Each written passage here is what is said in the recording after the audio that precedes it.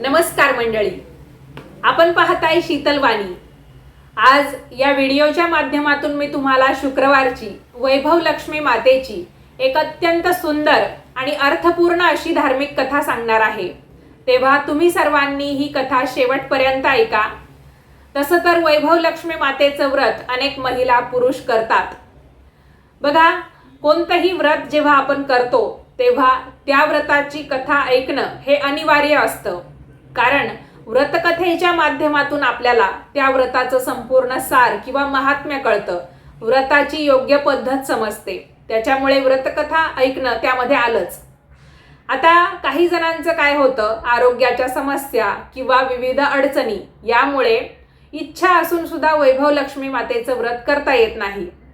तर मला तुम्हाला हे सांगायचं आहे, तुम्ही वैभव लक्ष्मी मातेचं व्रत करत असाल किंवा करण्याची इच्छा असूनही ते न करता आल्यामुळे तुमच्या मनामध्ये काहीतरी असं चालू असेल की मला वैभव लक्ष्मी मातेचं व्रत करता यायला पाहिजे होतं, माझी ती इच्छा आहे। तर तुम्ही दर शुक्रवारी ही वैभव लक्ष्मी मातेची कथा जरी ऐकली तरी सुद्धा तुम्हाला व्रताचं संपूर्ण फळ, व्रताचं पूर्ण पुण्य मिळून जाणार आहे। तेव्हा आजच्या या व्हिडिओच्या माध्यमातून आपण ऐकूया वैभव लक्ष्मी मातेची शुक्रवारची कथा। मंडळी, तुम्ही आपल्या चॅनेलवर पहिल्यांदाच आलेला असाल, अजूनपर्यंत सबस्क्राईब केलेलं नसेल तर हे आपलं नवीन चॅनेल आहे शीतलवाणी। वेगवेगळ्या प्रकारची धार्मिक आध्यात्मिक माहिती, पुराण कथा ऐकण्यासाठी तुम्ही आपल्या शीतलवाणी या यूट्यूब चॅनेलला नक्की सबस्क्राईब करा।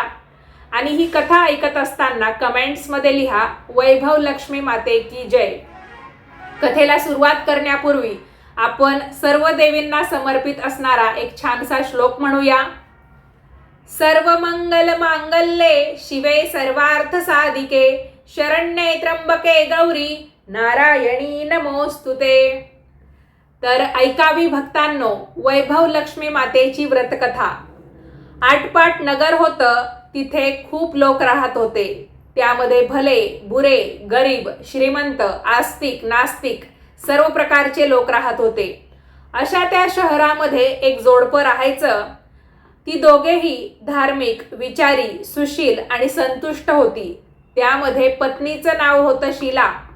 ती ईश्वर भजनामध्ये आणि प्रामाणिकपणाने संसार करण्यामध्ये तिचे दिवस घालवत होती। पण एकदा दुर्दैवाचा फेरा आला। आधी जाते बुद्धी किंवा विनाशकाले विपरीत बुद्धी म्हणतात त्याप्रमाणे शीलाचा पती, त्याचे मित्र आणि शेजाऱ्यांच्या घरातील श्रीमंती ऐशाराम पाहून आपल्या घरात त्यातील काही नाही म्हणून खंत करू लागला। बघा, तुलना करणं हे खूप वाईट असतं। आपल्याकडे आहे त्यामध्ये समाधानी राहणं यासारखा मोठा गुण कोणताच नाही किंवा यासारखं मोठं सुख कोणतंच नाही। प्रत्येक माणूस खास आहे, त्याच्यामध्ये असणारे गुण सुद्धा विशेष आहे। त्याच्यामुळे दुसऱ्याच्या घरामध्ये काय चाललं आहे किंवा आपल्याकडे हे आहे आणि समोरच्याकडे आपल्यापेक्षाही जास्त आहे अशी तुलना ज्याच्यामध्ये येते तो माणूस कधीही खुश राहू शकत नाही। आणि असंच काहीतरी शीलाच्या पतीच्या बाबतीत घडत होतं। जो माणूस अगदी व्यवस्थितपणे आपल्या पत्नीसोबत संसार करत होता त्याच माणसाला कुठेतरी शेजाऱ्यांच्या घरातील श्रीमंती जास्त वाटू लागली किंवा मित्रांकडे जाऊन सुद्धा त्याचे विचार बदलले। आता सर्वच मित्र वाईट असतात असं नाही, पण काय म्हणतात ना, संगत गुण सोबत गुण। त्यामुळेच काय झालं, शीलाचा पती तुलना करायला लागला आणि दुःखी कष्टी होऊ लागला। शीला त्याची खूप समजूत घालायची। बायका खरं तर खूप समजदार असतात आणि याप्रमाणेच शीला सुद्धा आपल्या पतीला खूप समजवायची की आपण आहोत त्यामध्ये खूप सुखी आहोत, समाधानी आहोत, पण व्यर्थ उपड्या घड्यावर पाणी। जणू काही पूर्वजन्मीचं काही पाप उदयाला आलं। झटपट श्रीमंत होण्याच्या आशेने तिचा नवरा जुगार, सुट्टा किंवा सट्टा जे काही म्हणतात ते खेळू लागला। लक्ष्मी घरी येण्याऐवजी घर रित होऊ लागलं। मग पुढे मित्रांच्या संगतीत निराशेवर औषध म्हणून त्याला निरनिराळी व्यसनं लागली। शीला खूप सांगायची पण उपड्या घड्यावर पाणी। तिला आता फक्त देवावरच भरोसा होता। पतीच्या व्यसनामुळे काय झालं, घर रिकामं झालं, म्हणजे देणेदारी वाढली। त्यामुळे अनेक जणांकडून कर्ज घेतलं गेलं, पैसे घेतले गेले। मग ते देता नाही आले की घरामध्ये जे काही किमती सामान होतं, वस्तू होत्या त्या विकण्याची वेळ आली। दागदागिनेच नव्हे तर इतर नेहमीच्या उपयोगाच्या वस्तू सुद्धा यामुळे घरातून गायब होऊ लागल्या. कधी कधी तिच्या नकळत नवरा वस्तू गायब करायचा आणि कर्ज फेडण्यासाठी म्हणून किंवा व्यसन वगैरे करण्यासाठी त्याचे पैसे तो करून घ्यायचा.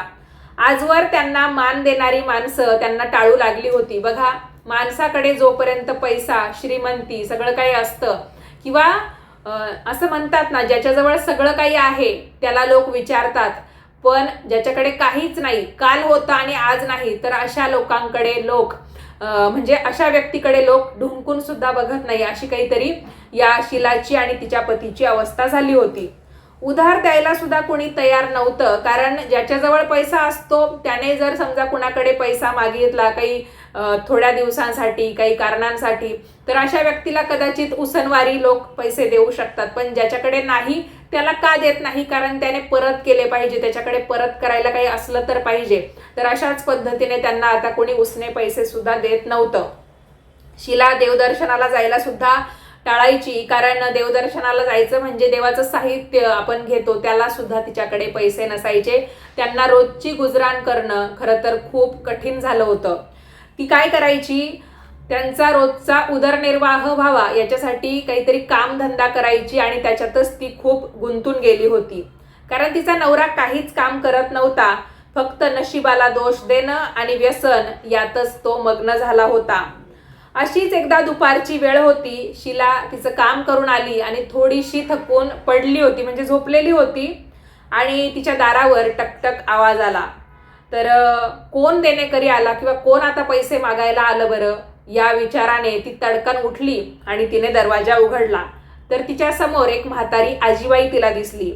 तिच्या मुखावर एक अलौकिक तेज होतं. शीलाला ते बघून स्वतःचीच लाज वाटली की मी यांच्यापेक्षा तरुण असून आज माझ्या या वाईट परिस्थितीमुळे किंवा अशा अवस्थेमुळे माझं तेज जणू काही हरवलेलं आहे. मी एकदम जास्त वयाची वाटत आहे आणि समोरच्या आजीबाई एवढ्या वृद्ध म्हाताऱ्या असून सुद्धा त्यांच्या चेहऱ्यावर एक अलौकिक तेज तिला दिसून आलं होतं. आणि ती खरं तर त्या आजीबाईंकडे अगदी टक लावून पाहतच राहिली. म्हाताऱ्या आजीच्या दर्शनाने ती भारावून गेली. तिने त्या आजीला आत बोलावलं, त्यांची चौकशी केली, आपुलकीने त्यांचं स्वागत केलं. म्हातारी आजी सुद्धा संतुष्ट झाली. म्हणाली, शीला, मला ओळखलं नाहीस का ग? काहीशा संकोचाने शीलाने नकारार्थी मान हलवली आणि म्हणाली, पण आजी, तुम्हाला पाहताच का कुणास ठाऊक, पण मला असं वाटतंय माझ्या कोणीतरी जवळचं आलेलं आहे किंवा तुम्हाला भेटल्यावर मला खूप समाधान वाटत आहे. तुम्ही कोण, तुमची ओळख मला अजूनपर्यंत लक्षात आलेली नाही. आता तुम्हीच सांगता का तुम्ही कोण आहात? तर आजीबाई हसून म्हणाल्या, काय विसरलीस का? अगं, लक्ष्मीच्या देवळात नव्हतो का भेटत आपण? हल्ली तू काही देवळात येत नाहीस, बऱ्याच दिवसात भेटली सुद्धा नाहीस, तेव्हा म्हटलं चौकशी करून यावं. किती छान भजनं म्हणायचीस ग तू. आज तुझी फार आठवण झाली म्हणून म्हटलं चला आपण तुला भेटून येऊ. काय ग, तू येत का नव्हतीस? काही आजारी बिजारी पडली होतीस की काय? पती कुमार्गाला लागल्यावर शीलाला खरं तर बाहेर जाणंच अशक्य झालं होतं. तर सांगणार काय? लोकात तोंड दाखवायला सुद्धा जागा नव्हती. सगळे जणू काही आपल्याकडेच बोट दाखवतायत, आपल्यालाच दोष देतायत असं तिला बाहेर पडल्यावर वाटायचं. शीला अजूनही गप्पच होती, काही आठवत नव्हतं. पण आजीच्या बोलण्याने शीलाचे हृदय अगदी गलबलून गेले. मायेच्या बोलांनी तिचं हृदय मोकळं झालं आणि डोळ्यातून आसवांच्या सरी वाहू लागल्या. म्हणजे आजीने विचारलं आणि तिच्या डोक्यात आतापर्यंत आपल्यासोबत काय घडून गेलेलं आहे हे सगळं तिला आठवलं आणि तिच्या डोळ्यातून काही सांगण्याऐवजी अश्रुधारा वाहू लागल्या. तर आजीला एवढ्यात कळून गेलं होतं की शीला नक्कीच काहीतरी दुःखात आहे, कष्टात आहे, त्याच्यामुळे ती मंदिरात काही येत नाहीये. तर आजीबाई शीलाच्या जवळ गेल्या, तिला मायेने जवळ घेतलं आणि सांत्वन करू लागल्या. अगं, संसारामध्ये सुख दुःख आळीपाळीने येतच असतात. सुखाने उतू नये, मातू नये आणि दुःखाची कधी खंतही करू नये. आज दुःख आहे तर उद्या तुझ्या आयुष्यामध्ये सुखाचा प्रकाश नक्कीच येणार. मला सांग तुझं दुःख, कारण दुःख सांगितल्याने हलकं होतं आणि आपल्या मनावरचा भारही कमी होतो. मला काही मदत करता आली तर ती सुद्धा मी त्या निमित्ताने नक्की करेल. सांग बरं आता इथे आपण एक गोष्ट लक्षात घ्यायची आहे. आपली जी दुःख असतात तर ती आपण अशाच व्यक्तीला सांगावी जी व्यक्ती खरोखर आपल्या मायेची आहे, कळवळ्याची आहे, किंवा ती आपल्या दुःखावर काहीतरी मार्ग नक्की काढून देऊ शकेल. नाहीतर काही लोक असं असतात की रडून ऐकतात आणि हसून सांगतात. त्याच्यामुळे अशा लोकांवर कधीच भरवसा ठेवायचा नाही. आपलं दुःख आपल्या विश्वासू माणसाजवळच व्यक्त करायचं. तर शीलाला आजीबाई तेवढ्या विश्वासाच्या वाटत होत्या, म्हणून तिने आपलं दुःख त्यांना सांगितलं. सगळी काही कहाणी तिने आजीबाईंना सांगितली.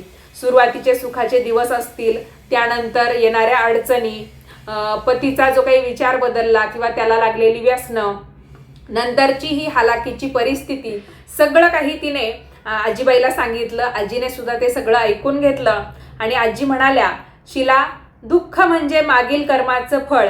आता झालं गेलं विसर आणि पहिल्यासारखी तू लक्ष्मी देवीची भक्ती करू लाग. तू तर तशी प्रथमच म्हणजे पहिल्यापासूनच तू देवीची भक्त आहेस. तुला काही कठीण नाही. हे दुःखाचे दिवस जाऊन पुन्हा लक्ष्मीच्या कृपेने सुखाचे दिवस येतील बघ.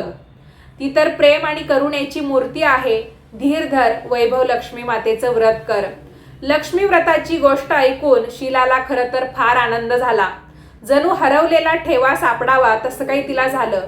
ती अधीरतेने म्हणाली, आजी, सांगा हे कोणतं व्रत आहे, कसं करायचं? मी जरूर करील आणि मला याबद्दल तुम्ही सविस्तरपणे सांगा. आजीबाई म्हणाल्या, अगं, व्रत तर अगदी सोपं आहे. याला वरदलक्ष्मी व्रत किंवा वैभव लक्ष्मी व्रत असंही म्हणतात. हे व्रत करणाऱ्याच्या मनातील सर्व इच्छा देवीच्या कृपेने पूर्ण होतात व त्याला सुख संपत्ती, यश मिळतं. ऐक, अगदी साधंसुधं व्रत आहे, मी तुला सांगते. लोक गैरसमजुतीने, चुकीच्या पद्धतीने हे व्रत करतात. मग त्यांना फळ याचं कसं मिळणार सांग बरं. मी तुला अगदी योग्य पद्धत सांगते. लोक फक्त दागिन्यांची हळदी कुंकवाने पूजा करतात, पण तसं नाही. व्रत हे नियमाने व शास्त्रोक्त विधीपूर्वक करायचे असते. नुसती सोन्याच्या दागिन्यांची पूजा करून लक्ष्मी प्रसन्न झाली असती तर या जगामध्ये कुणीच दरिद्री उरला नसता. म्हणून तू शास्त्रोक्त व विधीपूर्वक पूजा कर, म्हणजे वैभव लक्ष्मी माता तुझ्यावर प्रसन्न होतील. हे व्रत आपल्याला दर शुक्रवारी करायचं असतं. सकाळी स्नान करून स्वच्छ कपडे घालायचे, मनामध्ये जय लक्ष्मी माता असा जप करायचा. कुणाची निंदा करायची नाही, टवाळी करायची नाही, खोटं बोलायचं नाही. सायंकाळी हातपाय धुवून 2 पाट घ्यायचे. एकावर आपण पूर्वेला तोंड करून बसायचं आणि दुसरा पाट समोर ठेवायचा. त्याच्यावर स्वच्छ रुमाल ठेवून त्यावर लहानशी तांदळाची रास करायची. राशीवर पाण्याने भरलेला एक लोटा म्हणजेच तांब्या ठेवायचा. लोट्यावर वाटी ठेवायची आणि वाटीमध्ये एखादा सोन्या चांदीचा दागिना ठेवायचा. अगदीच आपल्याकडे काही नसेल तर 1 रुपयाचं नाणं किंवा एखादं नाणं जरी आपण ठेवलं तरी सुद्धा चालतं. त्याला तुपाचा दिवा आणि अगरबत्ती दाखवायची. लक्ष्मी माता यंत्रानेच प्रसन्न होते, म्हणून यंत्राचे व लक्ष्मीच्या विविध स्वरूपांचे मनपूर्वक दर्शन घ्यावे व लक्ष्मी स्तवनाचा पाठ म्हणावा. वाटीतील दागिना, रुपया किंवा नाणं ही लक्ष्मी समजून त्यांची पूजा करावी. प्रसादासाठी आपल्याकडे काही नसेल तर गुळ साखरेचा नैवेद्य अशी पूजा करायची आणि लक्ष्मीला हळदी कुंकू, लाल फूल, घरी बनवलेला एखादा गोड पदार्थ आपण दाखवू शकतो. आणि जर काही नसलं तर गुळ साखरेचा नैवेद्य सुद्धा चालतो. जय लक्ष्मी माता असा 11 वेळा जप करून प्रसाद वाटायचा. वाटीतील दागिना काढून घ्यायचा. लोट्यातील पाणी तुळशीला घालायचं. तांदूळ वाटीतून काढायचे, पक्ष्यांना द्यायचे, म्हणजे फळ मिळतेच आणि आपले सर्व दुःख देखील दूर होतात. शीलाला हे ऐकून फार आनंद झाला. ती म्हणाली, पण आजी, हे व्रत किती वेळा करायचं आणि उद्यापन कसं करायचं ते सुद्धा सांगाल का? म्हणजे मला सगळी माहिती मिळालीच म्हणून समजा. आजी म्हणाली, व्रत 11, 21 अशा पद्धतीने आपण शुक्रवारी करू शकतो. म्हणजे आपण 11 शुक्रवार केले किंवा 21 शुक्रवार केले तरीही चालतं. आणि आपल्याकडे 8 किंवा 16 शुक्रवार करतात ते सुद्धा योग्य आहेत बरं का. नाहीतर तुम्ही म्हणाल की आपल्याला कथेमध्ये 11 किंवा 21 शुक्रवारचा उल्लेख ऐकायला मिळालेला आहे, मग आपण करतो ते चूक का? तर असं काही नाही. 8, 16, 11, 21 अशा पद्धतीने आपण हे व्रत करू शकतो. जितके शुक्रवार आपण पहिल्या शुक्रवारी व्रतांचा संकल्प केला असेल त्याच्या शेवटच्या शुक्रवारी दर शुक्रवारप्रमाणे आपण पूजा करायची. म्हणजे आपण समजा पहिल्या शुक्रवारी संकल्पात सांगितलं की मी हे माता राणी, मी 8 शुक्रवार तुझं हे व्रत करेल आणि शेवटच्या शुक्रवारी उद्यापन करेल, किंवा 16 शुक्रवार करेल, 21 शुक्रवार करेल आणि शेवटच्या शुक्रवारी उद्यापन करेल. तर त्या पद्धतीने आपण प्रत्येक शुक्रवारी याच पद्धतीने पूजा मांडणी करत राहायची. नारळ ओवाळायचा, खिरीचा प्रसाद करायचा।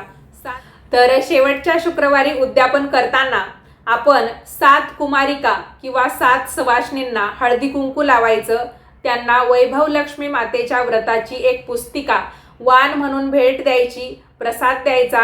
धनलक्ष्मी अर्थात वैभव लक्ष्मीच्या फोटोला किंवा तुम्ही जी काही पूजा मांडणी केलेली आहे तिला नमस्कार करायचा आणि म्हणायचं, हे माता, मी अंतःकरणपूर्वक केलेल्या या पूजेने तू प्रसन्न हो, माझ्या इच्छा पूर्ण कर, निर्धनांना धनवान कर, संतान नसलेल्यांना संतती दे व सौभाग्यवतीचे सौभाग्य अखंड राख, मला व व्रत करणाऱ्या सर्वांच्या इच्छा पूर्ण कर, त्यांना सुखी कर। प्रार्थनेनंतर वैभव लक्ष्मी धनलक्ष्मी मातेच्या रूपाला नमस्कार करून आशीर्वाद घ्यायचा। आजीच्या बोलण्याने शीलाला जणू काही तंद्री लागली होती, कारण ती एवढं चित्त देऊन ते ऐकत होती की तिला असं वाटलं होतं माझ्या या दुःखी जीवनाला नष्ट करण्यासाठी काहीतरी सूर तिला सापडल्यासारखं। तर त्याच्यामुळे ती लक्ष देऊन ते ऐकत होती आणि ऐकता ऐकता ती इतकं एकचित्त झाली होती की तिला तंद्री लागल्यासारखं झालं होतं। तिने डोळे मिटले होते, एक अपूर्व समाधान तिच्या मनाला लाभलं होतं। तिने मनातच संकल्प केला की मी 21 शुक्रवार वैभव लक्ष्मी मातेचं हे व्रत नित्य नियमाने करील, उद्यापन करील। आणि संकल्प करून तिने डोळे उघडले तर तिच्या समोर कुणीच नव्हतं। तर मंडळी, अशा पद्धतीने ही वैभव लक्ष्मी मातेची कथा होती। याच्यातून आपल्याला व्रतकथेची माहिती तर मिळाली, पण वैभव लक्ष्मी मातेच्या व्रताचा जो महिमा आहे तो सुद्धा समजला। कशी वाटली तुम्हाला ही कथा मला कमेंट करून नक्की कळवा। काही प्रश्न असतील तर आवर्जून विचारा, कमेंटमध्ये तुम्हाला त्याचं उत्तर भेटून जाईल। आता आपण भेटूयात पुढच्याच नवीन व्हिडिओमध्ये, तोपर्यंत सर्वांनी आपापली काळजी घ्या। व्हिडिओला लाईक करा, जास्तीत जास्त लोकांना पाठवा आणि याच पद्धतीचे नवनवीन माहितीचे धार्मिक आध्यात्मिक व्हिडिओ नेहमीच पाहण्यासाठी आजच आपल्या शीतलवाणी या यूट्यूब चॅनेलला सबस्क्राईब करा। वेळात वेळ काढून तुम्ही ही कथा शेवटपर्यंत ऐकली त्यासाठी तुम्हा सर्वांचे मनापासून धन्यवाद। जय वैभव लक्ष्मी माता।